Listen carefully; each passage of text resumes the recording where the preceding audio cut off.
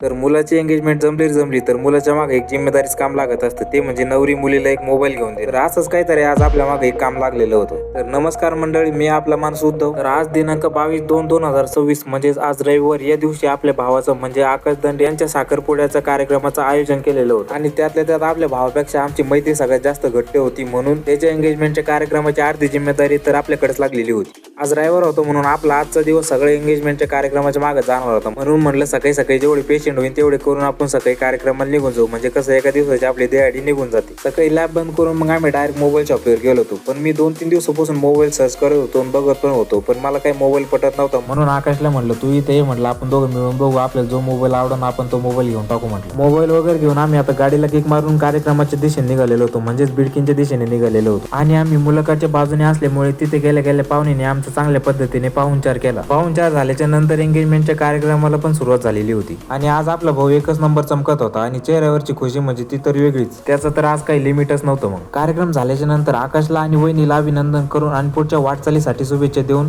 आम्ही सर्व मित्र परिवार मग आम्ही जेवायला बसलेलो होतो, कारण की सकाळपासून आमच्या पोटात अन्नाचा पण कण नव्हता. म्हणून म्हटलं चला पहिलं जेवण करून घेऊ, मग बाकीचे कामं होत राहतील म्हटलं. जेवण झाल्याच्या नंतर आम्ही सर्व मित्रांनी आकाश आणि वहिनींसोबत फोटो काढून घेतले. मग आमच्या मित्र परिवाराचे फोटोशूट झाल्याच्या नंतर आकाश आणि वहिनीचे फोटोशूट करण्यासाठी आम्हाला MIDC मध्ये बाहेर जायचं होतं.